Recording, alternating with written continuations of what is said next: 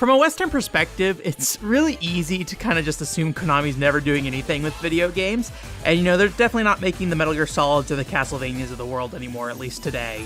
But they actually have, like, a pretty decent presence in other places that are just not, like, the mainstream games market. And one of those places is in the arcade scene. So they're putting out things like Mahjong Fight Club and Bomber Girl and all the other rhythm games they do out of the Bimani brand and things like that. So while these things, unfortunately aren't very accessible to the West, they are, things that still exist, and they are still video games that are coming out. And one of the latest games they launched in this year of 2023 is Chase Jokers, which is an interesting kind of like online 3 versus 3. I think the genre is called like asymmetrical multiplayer game or something like that. And it has a very like cute style to it, although it is also kind of like vaguely horny as well. But the key idea here with this game is you have like 3 runners who go around and collect this key energy, and they use that energy on certain points of the map to deposit it into like a meter. And once that meter fills up to 100%, it opens up a center gate in the stage itself, and then they have to get into that gate to escape the area kind of thing. But at the same time, there's also 3 players who are Oni, or demons if you want to call them that, who essentially are the chasers of this game. And so they go after the runners and use, melee attacks and special abilities to basically try to kill them, essentially. And the goal is to basically stop the runners from A, opening the gate in the first place, but B, once the gate is open, prevent them from entering the gate as well. And if they get 3 kills, essentially what happens is they change roles with the runners. So the runners become demons, and then the demons become runners. And so all of this takes place in like a circular area with like a pretty empty center to it where the gate is. However, all the other quadrants of the circle are basically packed with various like maze-like obstacles. And what this game ends up becoming is like really a game like cat and mouse, with each set of characters kind of having their own capabilities in their own way. However, at the same time, their movement is very similar. So what happens is you go into these like dense mazes and things like that, and it kind of comes down to like who can best navigate that maze by either jumping over obstacles or sliding, and then also who can best manage their resources too, because every character has a dash meter first and foremost, and they have to make sure they have enough dash to catch up to people or to escape away from the Oni.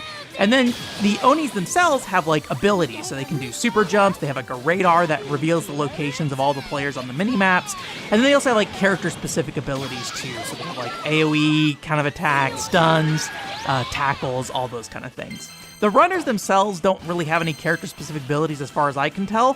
However, they do have a lot of resources available to them, including trapdoors on the map. They have a variety of items they can utilize, including one that recovers their dash meter, drops smoke bombs, and gives them speed boosts and things like that. But maybe the most important element to this game is just kind of like the mind games you end up playing with other players, where basically you're trying to kind of either trick someone to losing track of you as a runner, or in the case of the Oni, kind of trick somebody to kind of like putting themselves into a dead end. So there's like a lot of either like these little areas of the map that are kind of intended to be kind of choke points where characters will kind of get in there and they can't really escape without doing some, fancy maneuvering or having an item to basically help them get out. But then there's also like single-use stage elements as well, with like little wind pads on the floor that players can use to jump. But once that wind pad is used, it's used up for a particular period of time, so you can't just have somebody jump immediately after the other player once it happens. And so kind of the top level of this is just trying to make players commit to something that they can't return from and gives you the capability to escape. And because it's 3 versus 3, there's also kind of like a team element to it, where as Onis, you can go and like pursue one character, and then so you can kind of pinch them into places and things like that. But as runners, you can kind of use your other team members as bait as well. So while the other Onis are after your 2 team members, if nobody's looking at you, you can go off and do your own thing and fill up that key energy. Although once you start filling up the center gate area's energy, it reveals you on the map, and it makes a very distinct noise to let the other team know somebody is currently feeding energy into the gate, essentially. So really this dance is where this game thrives, and it only becomes more intense like after the gate unlocks, because all 3 Onis basically come together at the center to defend that gate, and then the runners all try to approach from different angles. So inevitably, like every Oni kind of gets assigned to a runner, but there's still the dance of like, hey, when is a good time to pursue those people as chasers, because the round will end until you kill 3 people. But at the same time, as runners, it's either, okay, we can all go in at once, but then at that point, if we all die, then the round switches, or we can have everybody just dance around, and then if one person sees the way to get in, they can kind of go in and just try to run themselves in really quick kind of thing. And so every strategy is different, and there's not like any voice chat or anything like that, so it's just something you kind of feel out as you're playing. There are like little cute character dialogue lines, but they're not really enough detailed information to coordinate with people beyond just like hold back or push forward kind of thing, essentially. But the game as a whole is kind of wrapped up in this really colorful package. I really like the cute little chibi character models, and I think a lot of their designs are kind of fun. There is this element to this game where the Oni versions of the girls kind of have like more like sexy, horny elements to them kind of thing. Like the girl I was playing, I think her name's Aqua. She has like a womb tattoo, which if you know what that is, there you go. But then there's also just like some other things in terms of suggestive faces and maybe voices and things like that as well. So it seems to have kind of a tie to the Bomber Girl in some ways, and not only in terms of there's a literal character crossover, a character named Pine, but also just in that general style and things like that. And that might make some people uncomfortable, but I think it's generally not really executed on enough to really be that distracting, in my opinion. One nice thing about this game, too, is that there's like a lot of different outfits and stuff, so you can kind of dress up your characters. But I will say most of it is gacha, so you have to pull for it, and it's not like, as far as I can tell, you're not getting a lot of free gacha pulls. It's like basically you have to pay the price it would pay to play a game, which is 100 yen, which is probably, typically around $1 in US dollars, but you have to pay that amount of money to basically do a pull, essentially. So in mentioning that, the key thing we need to talk about a little bit is that this game does support Konami's e-amusement card, and like a lot of modern arcade games, it's really important that you have this card so you can track your progress. So if you're pulling that gacha, you get to keep your outfits and stuff like that, right? When you play, you get daily rewards for playing, and some of those do unlock extra outfits and characters, musics, and abilities and things like that. However, in the 2 weeks I was playing the game, it seemed fairly limited, but maybe, it changes over time, or they cycle through things, or maybe in the future they decide to be a bit more, lax about that kind of thing. So a lot of these items are the same kind of items that you find in the gacha itself. However, you can also unlock characters through these kind of like daily play session things where you just kind of check in each day. You'll get a new character, although there are some characters that are exclusive to the gacha itself, I will say as well.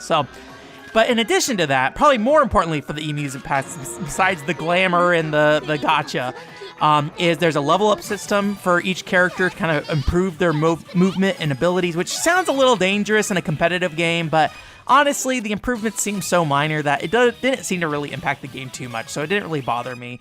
More importantly is the rank up system, because as far as I can tell, this is pure speculation on my part, based off what I am kind of understanding off my own experience. Low rank games when you first start seem to be only against bots. They'll like team you up with other human players, but they won't put you against human players. And the population in that lower rank of game seems to be really low. So it's very common you will literally just get a game of all bots. And it's just kind of boring. It's easy, but it does help with like the learning curve, help you learn about the game. The game has a trackball for camera movement, which I use a trackball mouse myself, so like I've been training my whole life for chase jokers, but for a lot of other people that might be a new thing, so they might need to take some time to learn that. But once you get to the rank C matches, which probably is around like 1 to 2 hours of playtime, you start getting those full 3v3 matches. And then once you get into rank B specifically, the games are almost always completely full. But I will say, I would consistently get my butt kicked in rank B and would end up D-ranking, because you can D-rank in this game as well. So just know once you start getting up that ladder, it's going to be pretty challenging against at least a lot of the higher level players and things like that. But unfortunately, it's something that you really can only play in Japan at this point. Konami arcade stuff pretty rarely comes to home console anymore. So while it would be cool to see this come to a platform like the Switch, the PlayStation, or the PC, I just really wouldn't hold my breath at this point. Playing in Japan is your best bet. And, if it seems like an appealing game, I recommend at least checking it out. But the piece of advice I always give in Japan is because of the kind of the modern live service model for games, which kind of expect you to check in regularly. I say before you go to Japan, get an idea of what you want to play and kind of pick that game or pick a few games and just kind of see what works best for you when you're there and really focus on one game, because then you'll get the most out of that one game, where if you kind of just jump around between live service games, you played a lot of tutorials and don't really get the, I guess you'd say, best experience with each of those games. That's my personal recommendation. But, Chase Joker is a game only is going to live as long as its population does, really. And, at those higher ranks, it seemed decently populated. And it is a game that is relatively available. It is at the usual, previously Sega arcades, but the Gigo arcades. It seems to be in other larger arcades in like Akihabara and things like that. And I'd imagine it's probably around in like round ones in Japan as well, because round ones have Bomber Girl too. So I would assume those kind of places. Maybe not so much like the Taito arcades or anything like that. But overall, the game's really cool. I really like the style of it. And I think it's like a fun take with the 3v3 runner versus chaser thing versus, I feel like a lot of games in this space do more like the 1 versus 4, which technically maybe it's like a different genre. I don't really know for sure. But it does feel like it has a lot of the same ideas there, and I do like the kind of even playing field between the two sets of characters, and making that, like, kind of making the most of that in terms of, like, having the players kind of outplay each other in terms of movement and things like that. But it's just a really colorful game as a whole. I think it looks great. And if you want to play a gacha, I think the outfits in this game are fairly cute, but maybe the pool was fairly small at this point, because the game kind of relatively recently released in Japan when I had played it. So, but maybe don't buy a plane ticket to check out Chase Joker specifically, but if you're in Japan, I'd say definitely consider it if this looks appealing to you.